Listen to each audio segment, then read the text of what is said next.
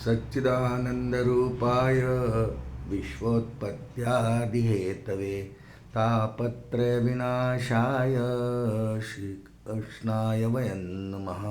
वसुदेवसुतं देवं कंसचाणूरमर्दनं देवकी परमानन्दं कृष्णं वन्दे जगद्गुरुं।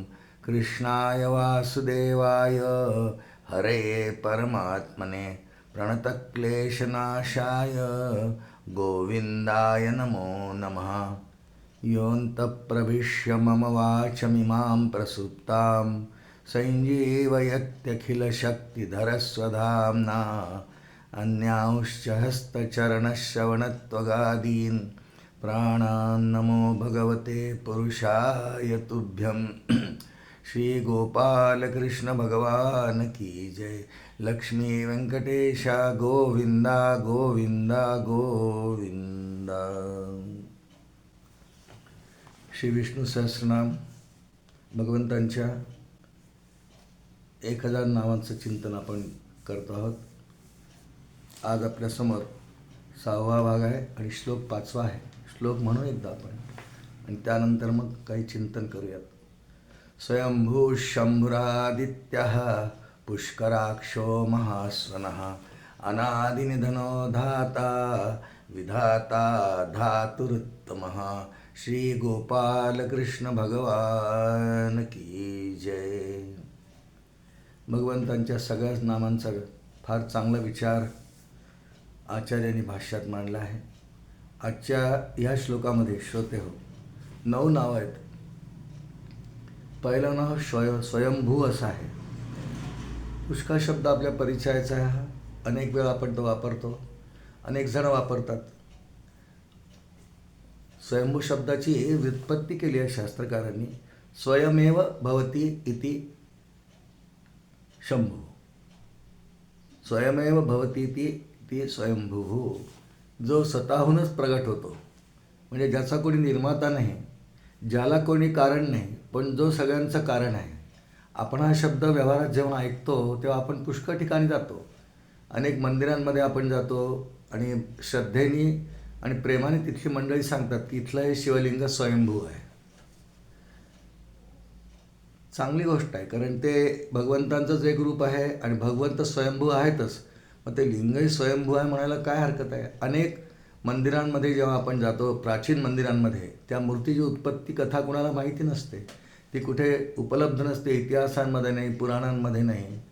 आणि अशा मूर्तीविषयीसुद्धा ती गणपतीची असो, व्यंकटेशाची असो, जगदंबेची असो, अशाही मूर्तीबद्दल बोलताना असं बोललं जातं की स्वयंभू आहे। पण ज्या अर्थी ती मूर्ती दिसते आहे त्या अर्थी ती स्वयंभू नाही, कारण दिसते आहे म्हणजे कोणीतरी बनवलेली आहे। मूर्ती स्वयंभू आहे याचा अर्थ परमात्म्याचं जे या ठिकाणी नाव स्वयंभू आलेलं आहे, ज्याचा कोणी निर्माता नाही। स्वयंभू, भू म्हणजे प्रगट होणे, दिसणे, भू भवती असे या धातूत हा चालतो असा। भू भवती दिसतो, प्रत्ययाला येतो, आपल्याला या पद्धतीने जो आकलन होतो। स्वयंभू जो स्वतःच इतरांच्या आकलनाला पात्र होतो, असा फक्त एक परमात्मा आहे, जो निर्गुण निराकार परमात्मा आहे, तो स्वयंभू आहे। ईश्वरही स्वयंभूच आहे आणि त्यामुळे विष्णूंचं एक नाव स्वयंभू दिलं की ज्याचा कोणी दुसरा निर्माता नाही, म्हणजे ज्याच्या उत्पत्तीची कथा ठाऊक नाही त्याविषयी त्या मूर्तीला आपण स्वयंभू म्हणतो। पण हे परमात्म्याचं रूप आहे। आपण जी वर्णनं परमात्म्याविषयी निर्गुण निराकाराची वर्णनं अनेक ग्रंथांमध्ये ऐकतो, ह्याही आपल्या चिंतनात काही नावं येऊन गेली, त्यामध्ये परमात्म्याची वर्णने आलेली आहेत की परमात्म्याचा कोणी निर्माता नाही, तो सर्व जगताचं आदी कारण आहे, पण त्याला कोणी कारण नाही, कारण त्याच्या आधी काहीच नाही। भगवंतांनी चतुश्लोक भागवतामध्ये ब्रह्मदेवांना उपदेश करताना भागवतात 2य स्कंदात श्लोक येतात, अहमेवा समेवाग्रे नान्यत्यत सदसत्परम, की संपूर्ण सृष्टीच्या आधी मी आहे, सृष्टी असतानाही मी आहे आणि सृष्टीनंतरही मी आहे। पुढच्या 2 गोष्टींचं आपल्याला नाही चिंतन। अहमेवा समेवाग्रे, संपूर्ण सृष्टीच्या आधी जे आहे, ज्याचा कोणी निर्माता नाही आहे, आहे आहे आहे आहे, परमात्मा आहे, ब्रह्मवस्तू आहे आहे, आणि जिच्या अधिष्ठानावरती आणि जिनी सत्ता आणि स्फूर्ती दिल्यानंतर मायेला सत्ता आणि स्फूर्ती प्रदान केल्यानंतर मग माया हे विश्व निर्माण करते, पण तो आहे त्याला काही कारण नाही. कोणत्याही कारणावाचून जो आहे, जो स्वतःहूच स्वयंभू स्वतः दुसऱ्याच्या आकलनाचा विषय होतो, त्याला स्वयंभू असं म्हणतात श्रोते हो. दुसरं नाव या श्लोकातलं आहे शंभू. स्वयंभू शंभू आदित्य अशी नाव आहेत. 2 नंबरचं नाव आहे शंभू. यात शम असा एक धातू आहे. शम म्हणजे सुख असा अर्थ होतो. पण सुख जे आपण व्यवहारात किंवा प्रापंचिक स्तरावर भौतिक स्तरावर सुख भोगतो, त्या सुखाला सुख नाही म्हणत शास्त्रकार किंवा संत. सुख एक आहे हरी आठविता असं अभंग आहे तुकोबांचा. तिथे सुख शब्दाचा अर्थ सुखरूपता असा असतो. आणि खरं म्हणजे सुखरूपता आणि सुखामध्ये थोडा फरक आपण यावेळी इथे आलाय शब्द समजून घेऊ. शम म्हणजे सुख, पण ते निरतिशय सुख, निरपेक्ष सुख, कोणाच्याही अपेक्षेवर म्हणजे तुलनेने 2 पदार्थाची तुलना झाली की मग त्यात सुख वाटतं आपल्याला. किंवा भौतिक कोणताही पदार्थ आपण पंच ज्ञानेंद्रियांच्या मार्फत जेव्हा सेवन करतो, भोगतो, तेव्हा आपल्याला होतं ना सुख. थोडं नाही कसं सुख होतं, पण ते दुसऱ्या पदार्थावर अवलंबून असलेलं सुख आहे. जसं मला श्रीखंड आवडतं खूप, मी श्रीखंड खातो आणि मला खूप सुख वाटतं त्यावेळेला. आनंद नाही म्हणतो आपण व्यवहारात आनंद. सुख आणि आनंद काही फार वेगळे शब्द नाही आहे. आनंद हा स्थायी आहे आणि सुख हा प्रवाही आहे. ते सुख कधी होतं कधी होत नाही.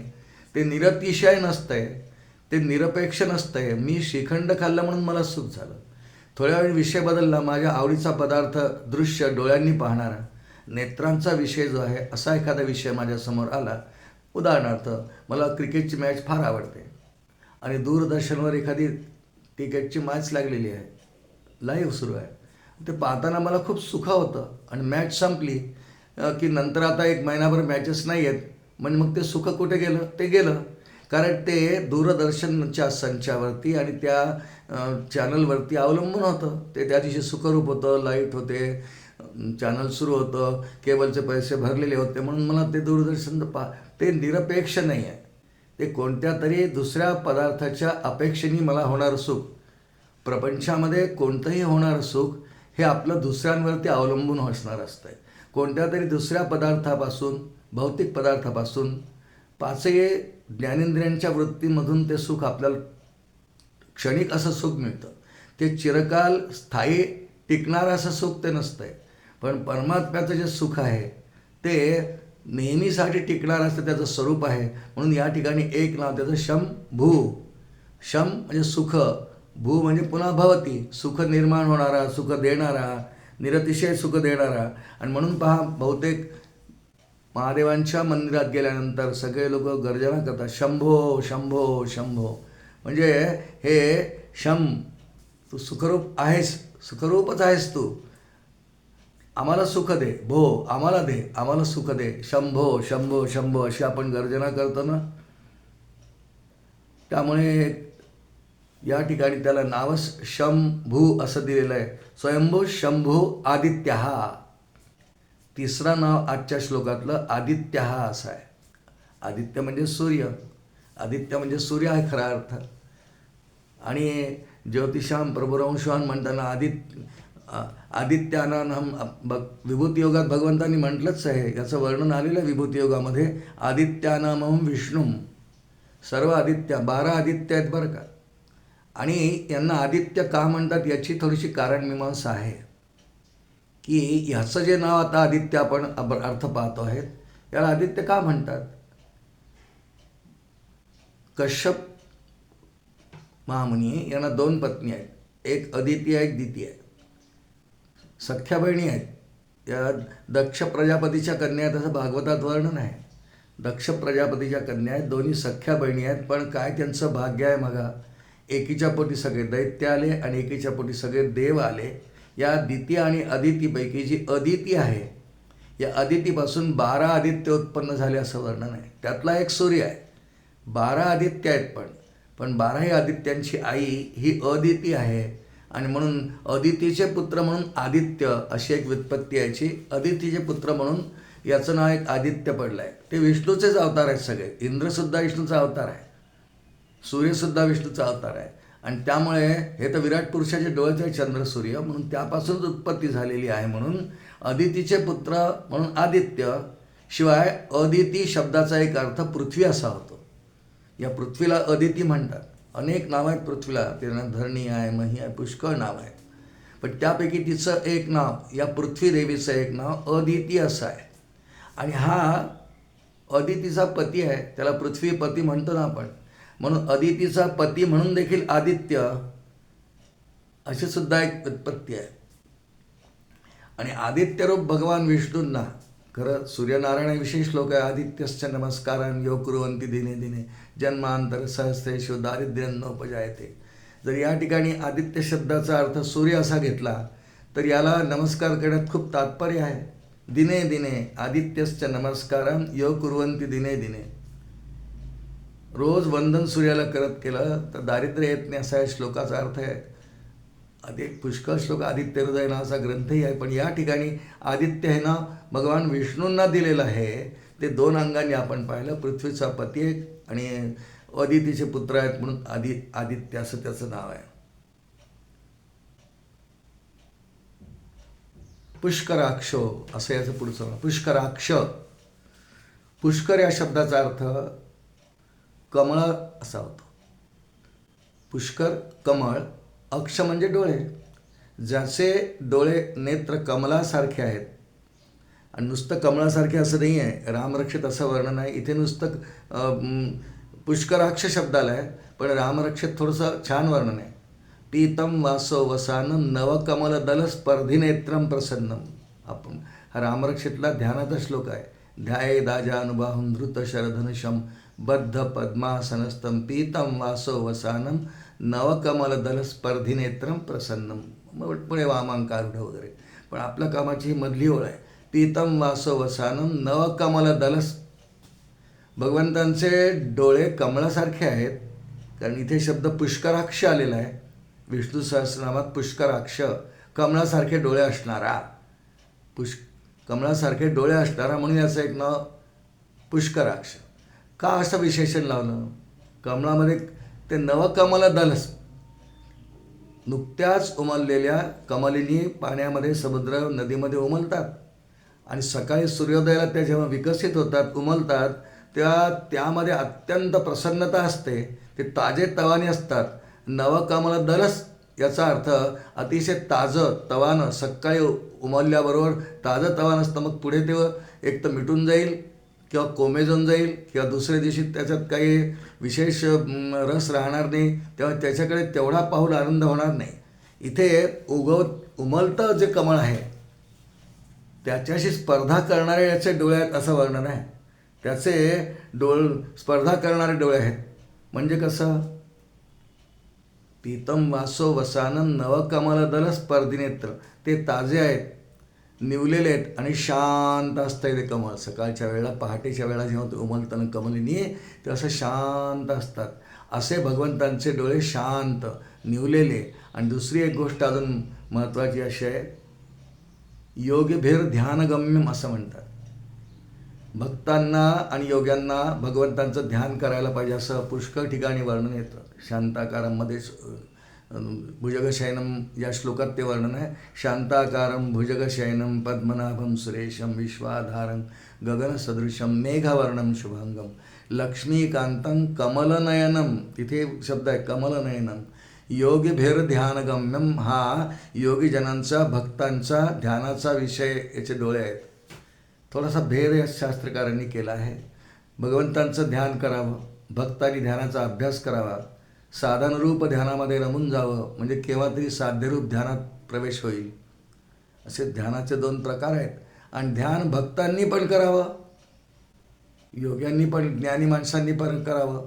पण असं सांगितलं गेलं आहे की भगवंतांचा सगुण विग्रहाविषयी बोलणं चाललं आहे बरं का. अक्ष ज्या अर्थी म्हणतात पुष्कराक्ष, सगुण साकाराविषयी बोलणं चाललेलं आहे. कारण निर्गुण निराकाराला डोळे असतच नाही. तो अचक्षु आहे, अपाणी आहे, अपाद आहे. त्या अर्थी हे सगुण साकाराचं वर्णन चाललेलं आहे. आणि त्याचे डोळे कमलासारखे आहेत. आणि जेव्हा ध्यानाची प्रक्रिया भक्त किंवा ज्ञानी दोघंही करतात, आपल्या सद्गुरूंच्या मार्गदर्शनाप्रमाणे ध्यान करावं. आणि ते करत असताना असं लिहिलेलं आहे की दोघांनी ध्यान करण्याकरता सगुण विग्रहातले वेगळे वेगळे अवयव निवडावे. सुरुवात करताना पूर्ण सगुण विग्रहाचं ध्यान तर करायचं आहे, पण आधी ध्यान करताना भक्त आणि ज्ञानी यांच्यामध्ये भेद थोडासा केला आहे शास्त्राने. ज्ञानी मनुष्य आहे, भगवंतांच्या मुखावरती मंद मंद हास्य असतं. हास्य करी मंद मंद समजा ताई महाराजांचं पद आहे. कोणत्याही भगवंतांच्या सगुण विग्रहाची प्रतिमा किंवा मूर्ती आपण पाहिली ती हसरी असते, ते मंदस्मित असतं, असं थोडंसं हास्य असतं. तर त्याचं ध्यान ज्ञानी माणसं आहेत त्यांनी त्या हास्याचं ध्यान करायचं आहे. आणि भक्तांनी मात्र भगवंतांच्या डोळ्यांचं ध्यान करायचं आहे, त्याच्या डोळ्यांकडे पाहायचं आहे. त्याचं कारण सांगितलं आहे का असं, भगवंतांच्या डोळ्यामधून नेहमी करुणा पाझरते. करुणा पाझरण्याचं स्थान की ह्या भक्तांनी इतकं उत्तम माझ्यासाठी ध्यान केलं आहे, तप केलं आहे. त्यांनी कोणत्याही विग्रहाने कोणत्याही साधनाने माझी तो उपासना करो, माझ्यापर्यंत येण्याचा प्रयत्न करो. भगवंतांच्या डोळ्यामधून अश्रू येतात आणि ते अश्रू कशाचे दर्शक असतात, ते करुणेचे असतात. ते करुणेचे दर्शक असतात. भगवंतांच्या अंतःकरणातून करुणा जी प्रसवते ती डोळ्यातून प्रसवते. म्हणून भक्तांनी ध्यान हे भगवंतांच्या डोळ्याचं करायचं असं शास्त्रामध्ये विधान आहे. आणि भगवंतांना ती भक्ताची ध्यान अवस्था, तप अवस्था, जप अवस्था इतकी आवडते की त्यांच्या नेत्रामध्ये करुणा असल्यामुळे ती करुणा नेत्रांमधून पाझरते. श्रीमद भागवतामध्ये कर्दम महामुनींच्या तपाची कथा येते 3ऱ्या स्कंधामध्ये. ब्रह्मदेवाचे मानसपुत्र आहेत, छायेपासून निर्माण झालेले. त्यांनी खूप तप उग्र केलं. आपल्या पिताश्रींना ब्रह्मदेवांना विचारलं की मला विवाह करायला पण म्हणत आहात, पण मी त्यासाठी अनुकूल पत्नी मिळण्यासाठी तप करीन. आणि सरस्वती नदीच्या काठावर त्यांनी भगवान श्री विष्णूंचंच तप केलं. भगवान प्रसन्न झाले, इतके प्रसन्न झाले, पुष्कराक्ष ऐकतोय आपण. असं वर्णन आहे श्रीमद भागवतामध्ये 3य स्कंधामध्ये की भगवान गरुडावर बसून आले आणि इतकं छान तप कर्दमांनी केलं, भगवंतांच्या डोळ्यातून अश्रू आले. मग त्याला पुढे वर वगैरे दिलं, ती कथा नाही आपल्याला आता बोलायची. पण भगवंतांच्या नेत्रांमधून अश्रू पाझरले, करुणा आली, खूप दया आली. किती छान तप केलंस रे. आणि ते अश्रूचे बिंदू 2 खाली पडले. भगवंतांचे अश्रू आहेत, नेत्रातून पडलेले. कमलनयन भगवान आहे, पुष्कराक्ष आहेत, करुणेचं प्रतीक आहे, शांतीचं प्रतीक आहे. वखवकलेले, तृष्णेने आसक्तीने भरलेले डोळे नाही. राजेंद्रम सत्यसंदम दशरथतनयम श्यामलम शांतमूर्तीम. शांत मूर्ती भगवान श्री नारायण विष्णू आहेत. रामही तसेच आहेत, कृष्णाला तेच म्हटलेलं आहे. आणि त्या कर्दम ऋषींची तपश्चर्या पाहून भगवंतांच्या डोळ्यातून जे 2 अश्रूचे थेंब पडले, बिंदू पडले, त्यापासून सरोवर तयार झालं. त्याला बिंदू सरोवर असं नाव आहे. म्हणून भगवंतांना करुणा कर, पण करुणा जेव्हा जेव्हा येते भगवंतांना ती त्यांच्या नेत्रातून पाझरते. करुणा येते, अंतःकरणात ती प्रसवते आणि नेत्राद्वारे ती पाझरते. म्हणून त्याला पुष्कराक्ष, कारण ते अत्यंत तेजस्वी तर आहेच, पण शांत प्रफुल्लित त्याला म्हणतात. त्या कमळाला नुकत्याच विकसित झालेल्या पहाटेच्या वेळी कमलिनी जेव्हा विकसित होतात ना, ते नवकमल लोचनन निर्धाभम पुढे वर्णन आहे. पीतम वासो वसानन नवकमल दल स्पर्धी नेत्रम प्रसन्न. भगवंतांचे डोळे पुष्कर अक्ष आहे, डोळे नुकत्याच उमललेल्या, सकाळी उमललेल्या कमळाच्या फुलाची स्पर्धा करतात असं वर्णन या ठिकाणी केलेलं आहे. रामरक्षेतलं वर्णन आहे. इथे फक्त पुष्कराक्ष नाव आलं, त्याच्यावरून हे आपण विचार करण्याचा प्रयत्न केला. म्हणून भगवंतांना एक नाव पुष्कराक्ष असं आहे. हे पहिल्या चरणामधलं स्वयंभू, शंभू, आदित्य, पुष्कराक्ष 4 क्रमांकाचं नाव आपण आत्ता श्रवण केलं. भगवंतांचं एक नाव आहे महास्वनः. महा म्हणजे मोठा आणि स्वन याचा अर्थ स्वर असा होतो. महास्वन. आणि खरं म्हणजे त्याला महा म्हणजे खूप असा कोणाला भीती दाखवणारा, खूप मोठा गडगडाट, किंवा राक्षस मंडळी, दैत्य मंडळी जेव्हा हास्य करतात तेव्हा त्याला विकट हास्य म्हणतात. पण भगवंतांचं हसले तरी ते मंद आहे आणि त्याचबरोबर त्यांना महास्वन असं म्हटलेलं या ठिकाणी. महास्वन हा म्हणजे मोठा स्वर, पण मोठा कसा? तो अत्यंत गंभीर, धीर, तो साधनेमध्ये गती प्रदान करून देणारा, सर्वांना प्रफुल्लित करणारा, उत्साह देणारा असा भगवंतांचा ध्वनी सृष्टी उत्पन्न करतानाही असतो. बघा, आपण समुद्राच्या किनाऱ्यावर जरी कधी गेलोत आपण, महास्वना समजून घेण्यासाठी थोडं समुद्र किनाऱ्यापाशी आपण कल्पनेने जाऊया. समुद्राजवळ आपण गेलो, लाटांचा आवाज येतो, खूप लाटा उसळतात. समुद्राचं ते रूपच आहे. लाटा समुद्रावरती उसळणं समुद्राचं एक रूप आहे. लाटा नाही तर त्याला समुद्र म्हणता येणारच नाही. आणि असा शांतपणे डोळे बंद करून तो आवाज ऐकावा. हो हो असा वेगळाच एक आवाज येतो. तो गंभीर आवाज आहे. घनगंभीर म्हणजे, घन म्हणजे ढग, आकाश, पण आकाशात जसे एरवी येतात तसे गंभीर, गडगडाट नाही, गंभीर असा छान. आणि भगवंतांचं ते स्वरूप आहे, ते गंभीर आहे प्रत्येक कृत्याच्या वेळी. समर्थ रामदास स्वामींनी फार सुंदर वर्णन मराठी श्लोकात केलं याचं. घनश्याम हा रामलावण्य रूपी, महाधीर गंभीर पूर्ण प्रतापी. महाधीर गंभीर हा गंभीर शब्द जो आला आहे ते स्वभावाने गंभीर म्हणण्यापेक्षा त्यांचा ध्वनी, स्वर, आवाज फार मोठा तर आहे, पण त्याचबरोबर तो भक्तांना काहीतरी साधनेमध्ये त्यांना उत्साह देणारा असा सुद्धा आहे, म्हणून त्याला घनगंभीर असं म्हणतात. बरं, भगवंतांचा शब्द, ध्वनी, स्वर हे तिन्ही घनगंभीरच आहेत. त्यांनी शब्द उच्चारला तरी गंभीर त्यांची वाचा असते. पुष्कळदा वर्णनं येतात अनेक धर्मग्रंथांमध्ये, जेव्हा स्तुती करतात भगवंतांची, भक्त स्तुती करतात भगवत दर्शनानंतर. अनेकांनी स्तुती केली आहे, सर्व धर्मग्रंथांमध्ये आहे. ती ध्रुवाने केली, प्रल्हादाने केली, गजेंद्राने केली, कुंतीने केली, सर्व स्तोत्र करतात. त्या प्रत्येक श्लोकामध्ये हा शब्द येणार की भगवंता तू किती धीर गंभीर आहेस. तुझी स्तुती करताना ते अनेक विशेषणं जी लावतात त्यामध्ये तुझी वाणी धीर गंभीर आहे हे नेहमी दरवेळा असतं. हे नेहमी मागणं असतं भक्तांचं सगळ्या की तू. आणखी एक अर्थ याचा आचार्यांनी केला आहे. भगवंतांचा जो मूळ स्वर आहे महास्वन, हा मोठा स्वर आहे. मोठा स्वर, गंभीर स्वर असं पाहिलं आपण. आचार्यांनी याचा अजून एक अर्थ केला आहे. भगवंतांचा स्वर खऱ्या अर्थाने खरं म्हणजे वेदराशी आहे. वेदोनिधी, संपूर्ण वेद भगवंतांचे निश्वासित आहेत. घोरला येतो, घोरताना सुद्धा गंभीर आवाज येतो. तो भगवंतांचा ध्वनी आहे आणि वेद हेच त्याचं खरं स्वर आहेत. ते मोठे आहेत खूप. सर्वात मोठा जगामध्ये काही साठा असेल तर वेद आहेत. या वेदांच्याच पुढे मग वेदग्रंथ, मग श्रुतिग्रंथ, मग स्मृतिग्रंथ, मग संतांचे ग्रंथ, मग पुढे विद्वान आचार्य सर्वांचे ग्रंथ. पण सगळ्यात पहिलं वाङ्मय आर्य सनातन धर्मामध्ये, आर्य सनातन वैदिक धर्म म्हणतो ना आपण, वेद वाङ्मय आहे. आणि म्हणून वेद हाच ज्याचा स्वर आहे असं आचार्यांनी वर्णन केलं आहे. म्हणजे सगळंच झालं ना. वेदांना एवढी प्रतिष्ठा आपल्या आर्य सनातन धर्मामध्ये आहे की वेदांना समजून घेण्याच्या भाषेत समजायचं असेल तर अनेक कोर्ट असतात ना. अगदी तालुका कोर्टापासून जिल्हा कोर्ट, मग हायकोर्ट वगैरे. सर्वात उच्च एखाद्या देशात काय असतं? Supreme court. वेद ही सुप्रीम कोर्टाची वाणी आहे. वेद हा सुप्रीम कोर्टाचा स्वर आहे आणि तसा तो आहे सर्वात श्रेष्ठ. सुप्रीम याचा अर्थ सर्वात श्रेष्ठ. महास्वना म्हटलं ना, सर्वात श्रेष्ठ. बाकी इतर सगळं वाङ्मय वेदराशींपासूनच आलेलं असल्यामुळे त्याला निकृष्ट नाही म्हणणार आपण. सगळी पुराण ग्रंथही पवित्र आहेत. भगवद्गीता स्मृती ग्रंथ आहेत, तोही पवित्र आहेत. पुष्कळ प्रकरण ग्रंथ आहेत. मनुस्मृतीसारखा ग्रंथ हे पवित्रच आहे, मंगलच आहेत.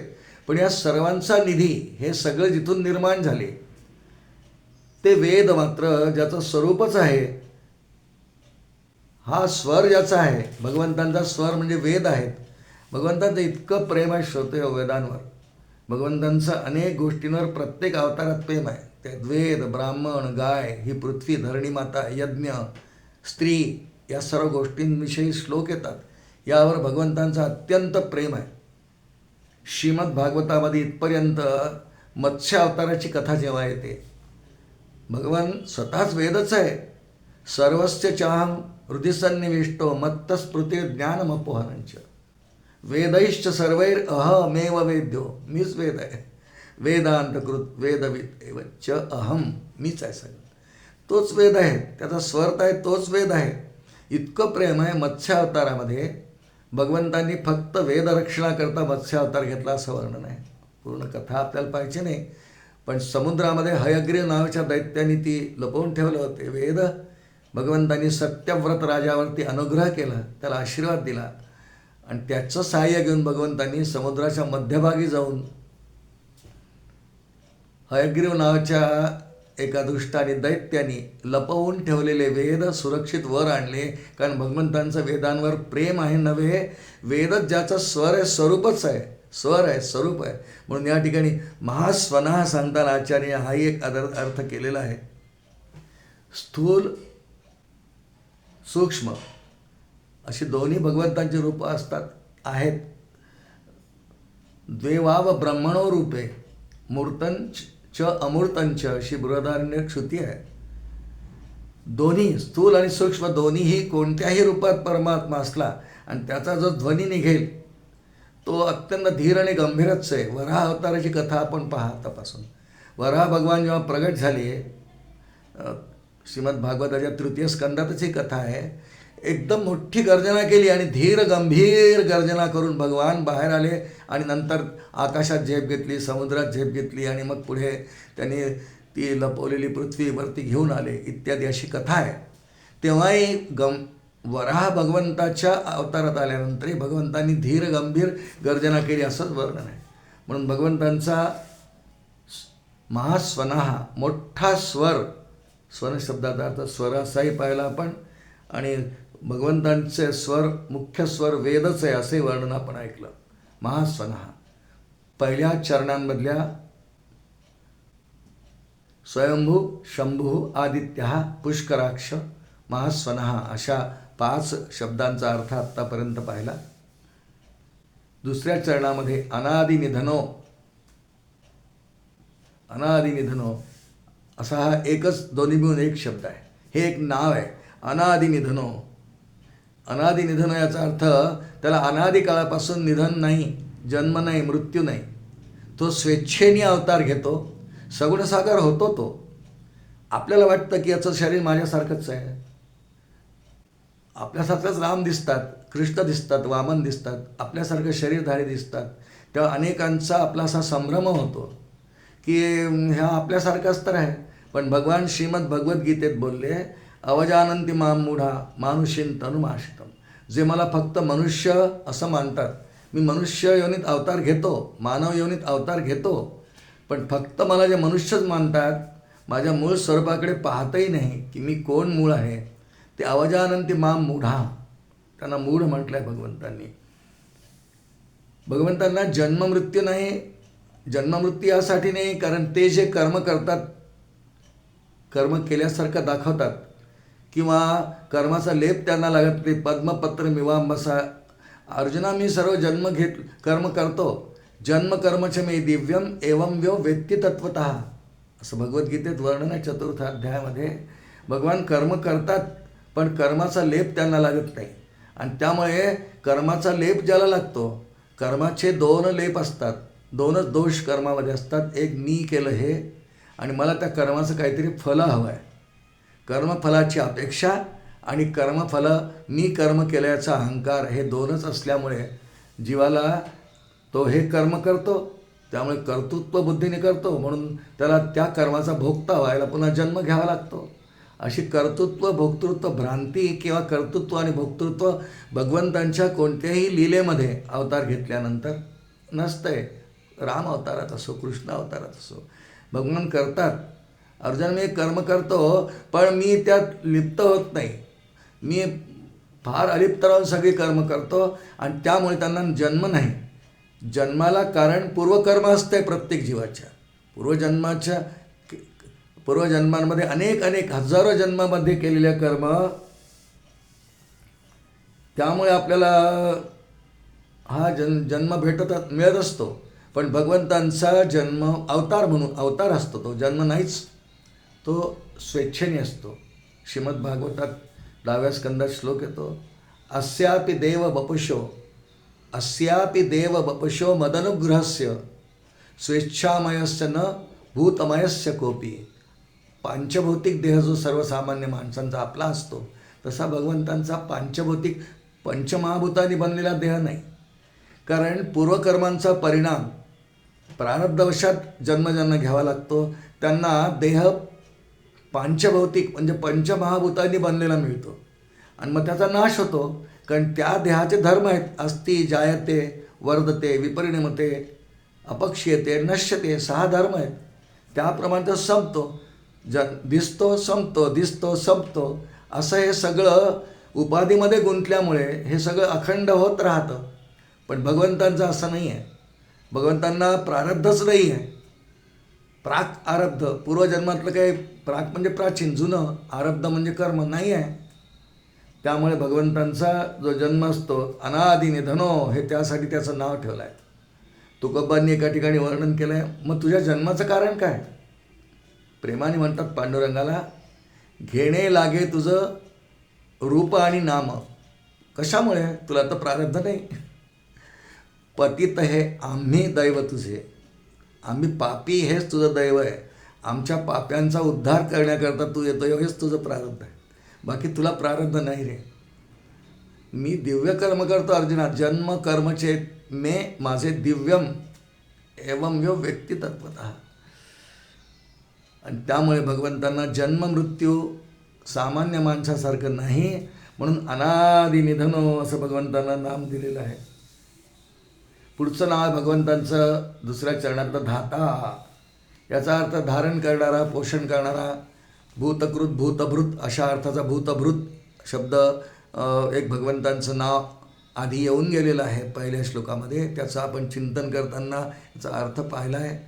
पण भगवंतांनी स्वतःच्या मुखातून त्यांच्या नावाचा पुनरुच्चार गीतेत केला आहे. इथे धाता आलं आहे. पितामहस्य, मी पिता आहे. पितामहस्य जगतो माता धाता पितामह. धाता म्हणजे पोषण करणारा, पालन करणारा. आणि ही जीवनात केव्हा तरी एकदा गोष्ट प्रत्येकाला कळते की परमात्मा धारण पोषण करणार आहे. सकल जीवांचा करीतो सांभाळ, तुला कसा मोकलील. कार्य नाठविसी कृपाळू देवासी, पोसितो जगासी एकलाची एक परमात्मा सर्व जगाचं पालन पोषण करतो, म्हणून त्याला इथे धाता असं नाव आलेलं आहे. या धाताविषयी एक छोटीशी कथा पाहू आपण की केव्हा तरी जीवनामध्ये परमात्मा धाता आहे हे जर कळलं तर जीवन आमूलाग्र बदलतं. श्रीमद भागवताचे एक मोठे टीकाकार होऊन गेले काही वर्षांपूर्वी, 700-800 वर्षांपूर्वी, 12व्या शतकात बहुतेक होऊन गेले. त्यांचं नाव श्रीधराचार्य असं आहे. भगवान श्रीधराचार्य.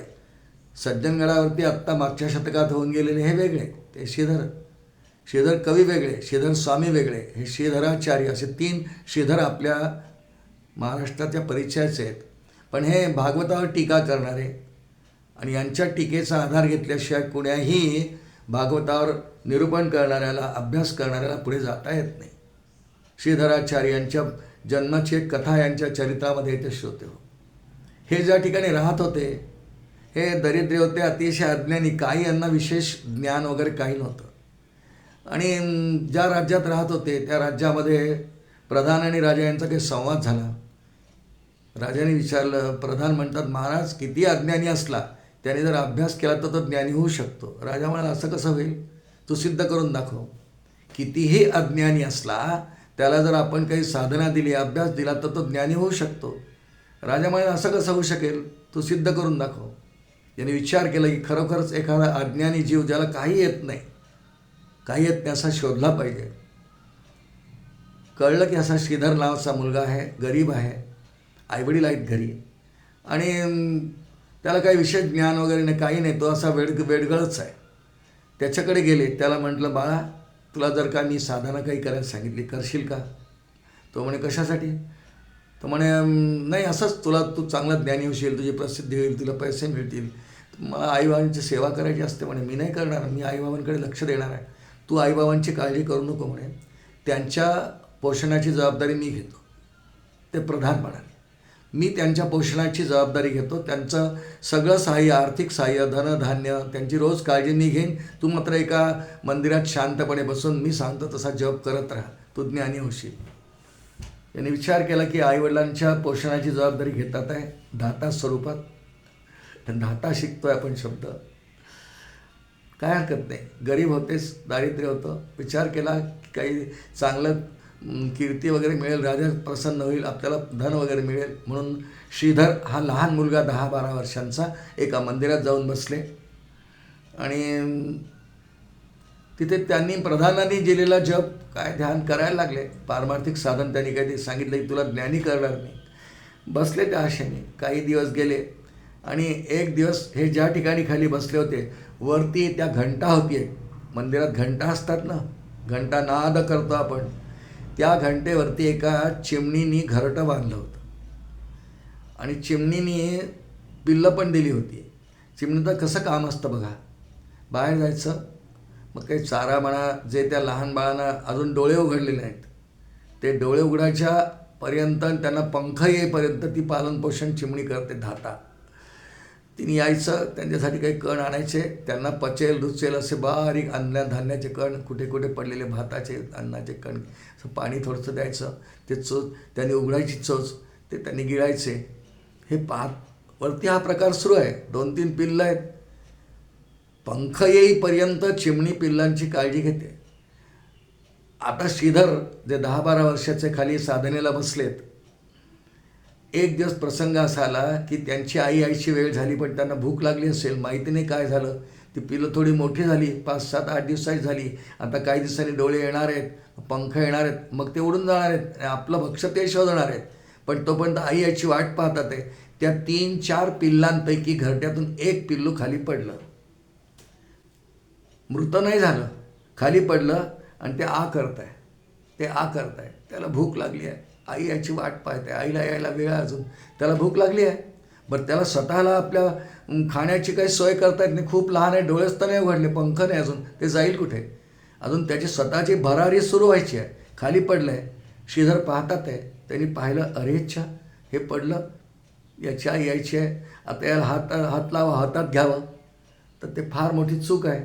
कारण असं म्हणतात, शास्त्रामध्ये असं लिहिलं आहे की सगळे प्राण्यांना तुम्ही हात लावला चालतं, पण चिमणीला जर कधी हात लागला मनुष्याचा तर इतर चिमण्या तिला मारून टाकतात, अशी एक संकल्पना आहे. आणि ती सत्यता असेलही त्याला. ज्या अर्थी आमच्या ग्रंथात लिहिलं त्या अर्थी आहे. चिमणीला हात नाही लावता येत, बाकी सर्वांना हात लावता येतो. फक्त चिमणी इतकी सोहळ्यात राहणारा प्राणी आहे, त्याला इतर कोणाचाही स्पर्शसुद्धा झाला तर इतर त्यांचे जाती बांधव त्यांना ठार मारून टाकतात. म्हणून विचार हा यांना माहिती होता. विचार केला की मांडीवर घ्यावं हे पूल, याला काही द्यावं, पण असं केलं तर या पिल्लाला मारून टाकतील त्याची इतर चिमण्या. आता काय करावं, याचं पोट कसं भरेल, विचारच करतात आहे. इतक्यात 2 माशा फ्लाईज त्या भांडत आल्या, छोट्या छोट्या माशा एवढ्या, आणि त्या भांडता एनकॅम्पकडून याला भूक लागली आहे पिल्लाला, त्या चिमणीच्या पिल्लाला भूक लागलेली आहे. त्यांनी असा केला आणि काय भगवंताची पोसितो जगासी एकलाची, त्या 2 माशा त्या पिल्लाच्या तोंडात पडल्या. तरी पटकन गिळल्या, भूक शमन झाली, सुद्धा निवारण झाली. कोणी केलं आहे? कारे नाठवीसी कृपाळू देवासी पोसितो जगासी एकलाची. आणि त्या श्रीधरांच्या एकदम लक्षात आलं, प्रधानांची वाक्य लक्षात आली, तू साधना कर, तुझ्या आईवडिलांची काळजी आम्ही घेऊ, त्यांच्या जेवढ्याची अन्नधान्याची सोय आम्ही करू, तू फक्त साधना कर. त्याने विचार केला, कशाला पाहिजे साधना, जर परमात्मा एका त्या चिमणीच्या या किंचित नुकताच जन्मलेल्या पिल्लाची इतकी काळजी घेतो आहे, त्याच्या खाद्याची व्यवस्था करतो आहे, पेयाची व्यवस्था करतो आहे, तर माझे नाही काय करणार, या प्रधानावर कशाला अवलंबून राहू. खरा धाता पालन पोषण करणारा परमात्माच आहे. या धाता शब्दाचा अर्थ श्रीधराचार्यांना कळला लहान वयात. ते आसन चढून चालले गेले, प्रधानाची आज्ञा धुडकावून लावली आणि आईवडिलांच्या सेवेत गेले. त्याचं फळ असं झालं, या एका दृश्याने त्यांची पूर्ण जीवनाची दृष्टी बदलली आणि परमात्मा सर्व सृष्टीचा धाता, भरता, पोषिता आहे, त्यांना हे अनुभवाने कळलं.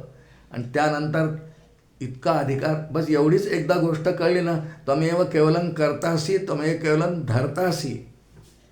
अथर्वशीर्षात वर्णन आहे ना, त्वमेव केवलं धर्तासी चालू आहे. धाता म्हणजे धर्तासी. यासाठी त्या अथर्व शीर्षातही तिने वर्णन आलं. श्रीधराचार्यांचे डोळ्यात एकदम अंजन गेलं आणि त्यानंतर ते भगवंतांविषयी ही श्रद्धा उत्पन्न झाली. धाता म्हणून पुढच्या काळात अतिशय विद्वान म्हणून प्रसिद्ध झाले. मग अशी बोलल्या गेलं आहे की आजही श्रीमद भागवताचा सखोल अभ्यास करायचा असेल तर श्रीधराचार्यांची टीका वाचावी लागते. फार विस्तृत अवतारच होऊन गेले. श्रोते हो, याप्रमाणे एक नाव भगवंताचं या दुसऱ्या चरणातलं अनादि निधनो धाता, त्याच्या पुढचं नाव त्यांचं आहे विधाता. विधाता शब्दाचा अर्थ आहे प्रेरणा देणारा, निर्माण करणारा. काय निर्माण करतो?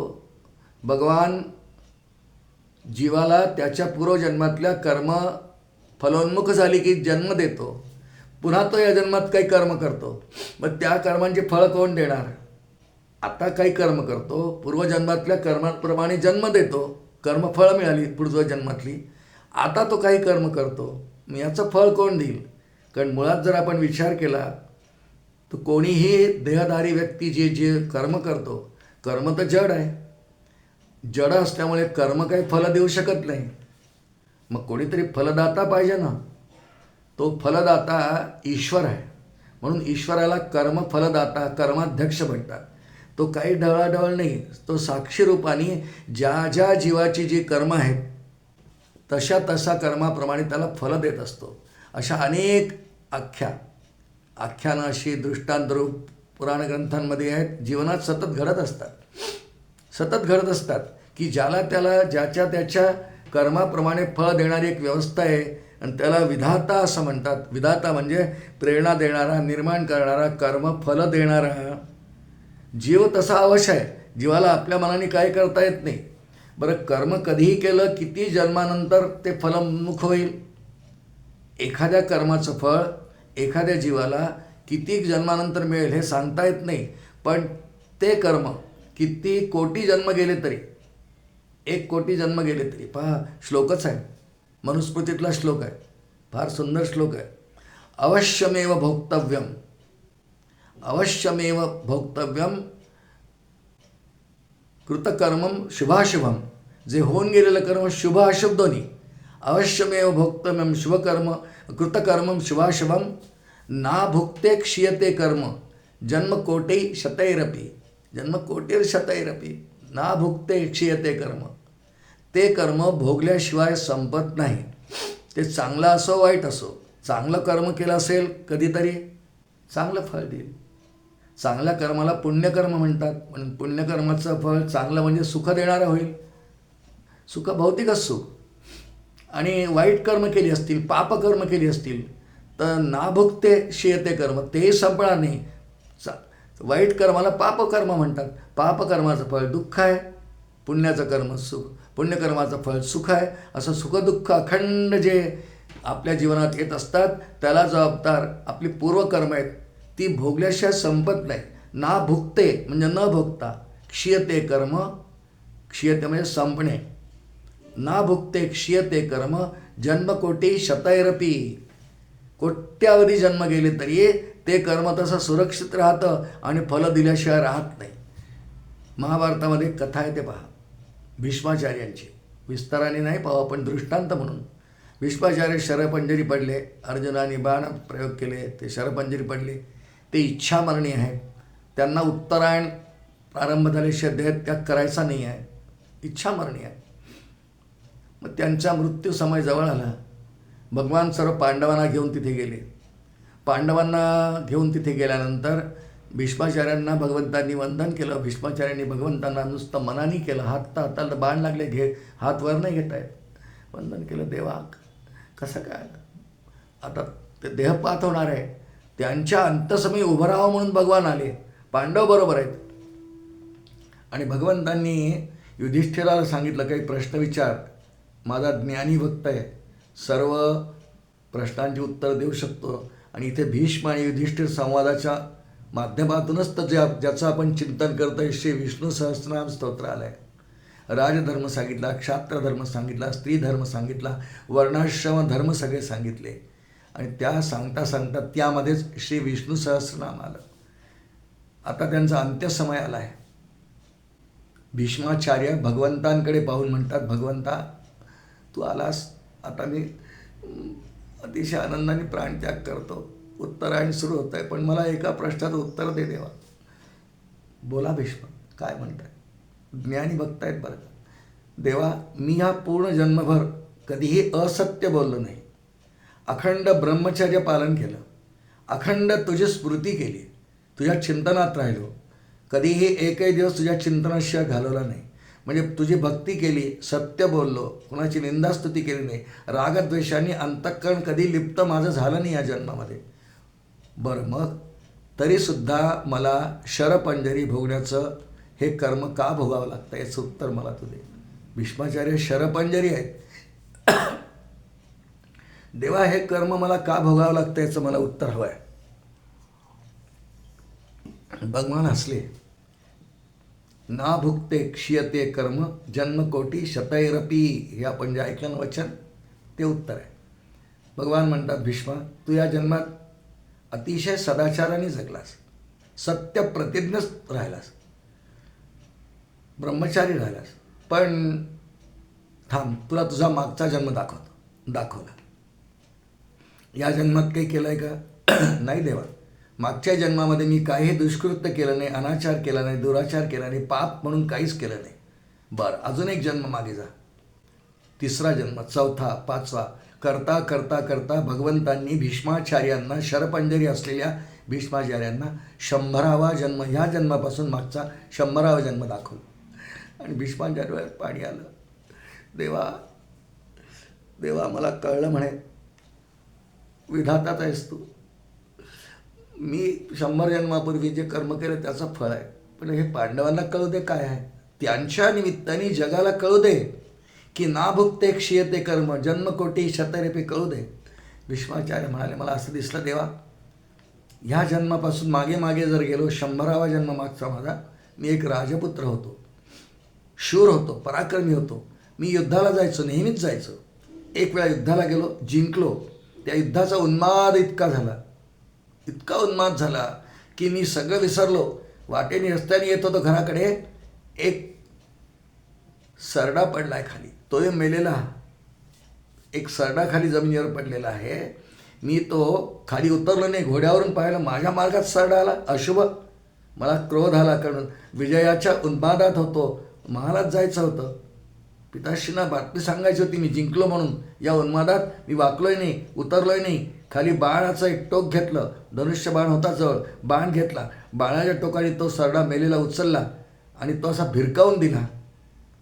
मी उन्मादाने भिरकावून दिलेला सरडा एका काटेरी कुंपणावर पडला बाजूला, आणि त्याच्या अंगावर कितीतरी ते काटेरी कुंपण असल्यामुळे त्याच्या शरीरात कितीतरी काटे शिरले. देवा, मला कळलं की माझ्या सर्व शरीरामध्ये बाण अर्जुनाचे का शिरले. ह्या जन्मात तर मी काहीच अनाचार केला नाही, धर्मकृत्य केली, सत्कर्मांनी वागलो, विहित कर्मांचं आचरण केलं.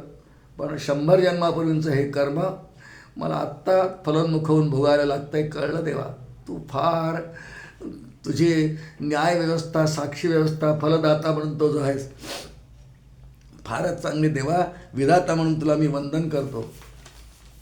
विधाता, जीवाला कर्म त्याच्या कर्माप्रमाणे प्रदान करणारा आणि सांप्रत जन्मामध्ये तो करणारा प्रत्येक कर्माची नोंद करणारा असा भगवान कर्माध्यक्ष म्हणून त्याचं एक नाव विधाता, भाग्यविधाता म्हणतो ना आपण ज्या देशामध्ये, राष्ट्रात राहतो आपण, आपल्याला आपलं राष्ट्रगीत माहिती आहे, जनगण मन अधिनायक.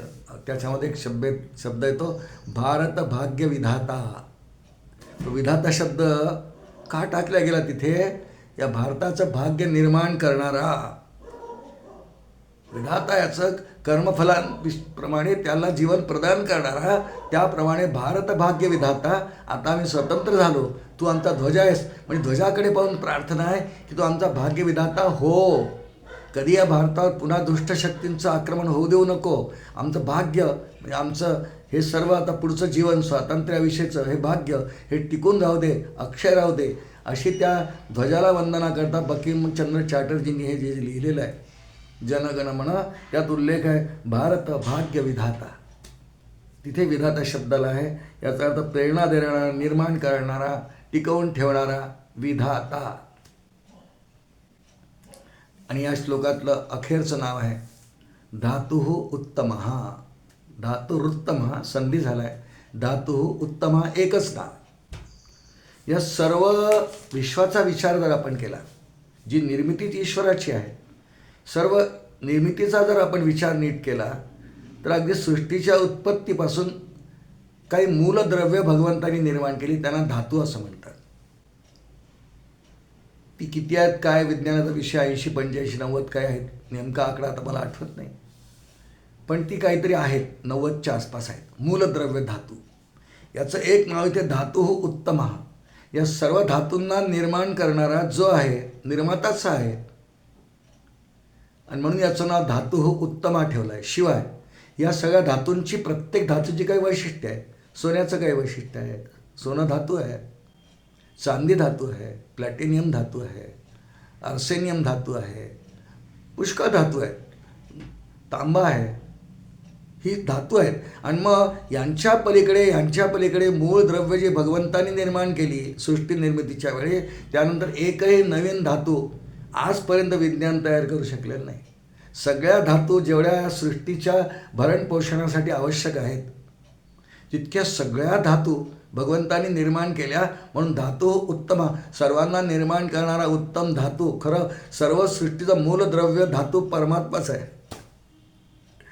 एकोहम बहुश्याम प्रजायेय, त्यानंतर एकाकी नरमते या श्रुतीनुसार मग तोच अनेक झाला ना, नुसता अनेक झाला नाही तर तत्सृष्ट्वा तदनु प्राविश्य श्रुती आहे की नाही, ते सर्व निर्माण करून तो मुळात धातू उत्तम तोच आहे. पण तोच तत्सृष्ट्वा, समजा सोनं निर्माण केलं त्यांनी, सोनं धातू आहे, आपल्या सर्वांचा परिचयच आहे. त्या सोन्यामध्ये जी चकाकी आहे, झालर आहे, टिकणारा पदार्थ आहे, त्यातल्या त्यात इतर सर्व धातूंच्या तुलनेमध्ये जास्त टिकणारा पदार्थ सुवर्ण आहे. त्याचा प्रकाश चांगला आहे, तेज चांगलं आहे. ते कुठून आलं? कारण त्या सुवर्णामध्ये तत्सृष्ट्वा तदनु प्राविशत, भगवंतांनी प्रवेश केला आहे. भगवान सर्वात उत्तम, मग तो सोन्यात प्रवेश केला, त्यांनी चांदीत केला, त्यांनी आर्सेनियममध्ये केला, त्यांनी प्लॅटिनम केला, त्यांनी युरेनियममध्ये केला. हे सगळ्या मूळ धातू आहेत, मूलद्रव्य यांना म्हणतात. आणि सर्व द्रव्यांमध्ये असून कारणरूपाने तो कार्यरूपाने सर्वांमध्ये प्रविष्ट झाला. म्हणून त्यांना सगळ्यांना महत्त्व आहे. एकही धातू बिनकामी नाही आहे. आणि मग पुढे वैज्ञानिकांनी नवीन धातू तर निर्माण करता येत नाही, मग हा त्याच्यात मिळवतो, त्याच्यात असे अलॉईज, मिक्सचर्स, असे ज्याला आजकाल हायब्रिड म्हणतात, असे पुष्कळ धातू, जसं लोखंड हा काही मूल धातू नाही आहे, ते एकत्र पोलाद म्हणतात. लोखंड मूल धातू आहे, पण पोलाद हे अलाय आहे, अलाय त्याला म्हणतात.